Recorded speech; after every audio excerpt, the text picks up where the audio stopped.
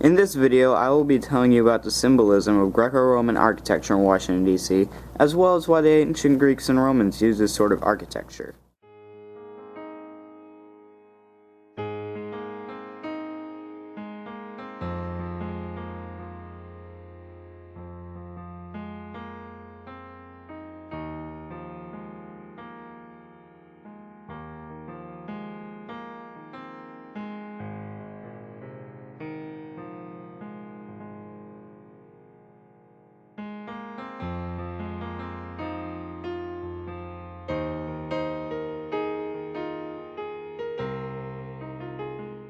Since the ancient Greeks and Romans used stone for the temple roofs, the roof was very heavy.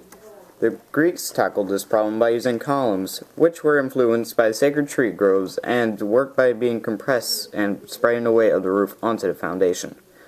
Then the Romans discovered that parabolas were very strong as well, and that they also took sound and light beams from all angles and focused them to a common point and made things seem louder. Roman architects loved using concrete because it was cheap, transporting the materials to make it was easy, and the molds could be used over and over, enabling the workers to build buildings faster. The Roman architects also discovered that if the concrete was hollow, it was lighter, but it still retained its strength.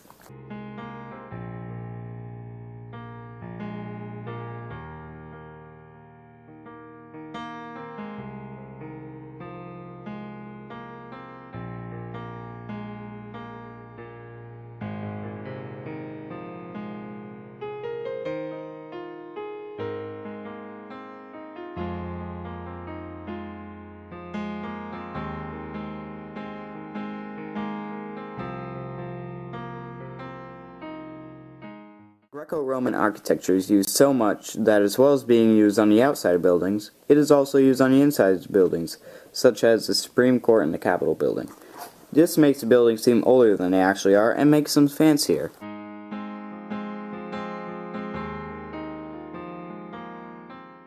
Models of the friezes, which are in the courtrooms.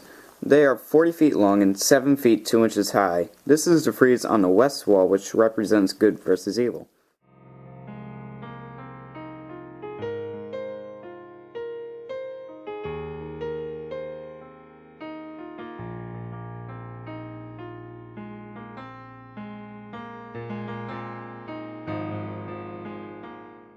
These are the great lawmakers, some of whom are religious, like Moses, which are depicted here. Other figures include Napoleon, John Marshall, and William Blackstone.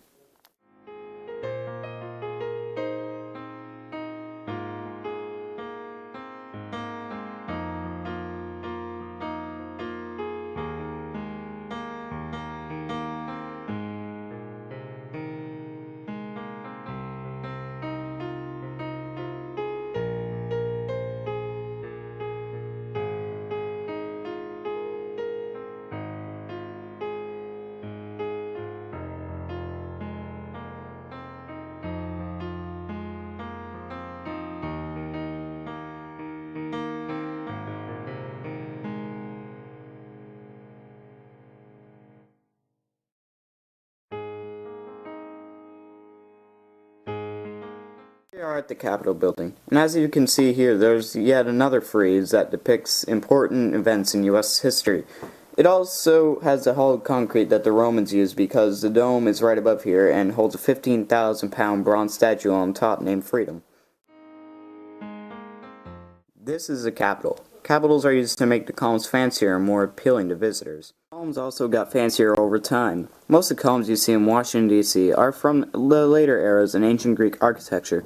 The earlier columns in ancient Greek architecture were simple and did not have decorative capitals, and did not have flutes, which are grooves in the columns that are just there to emphasize the vertical support.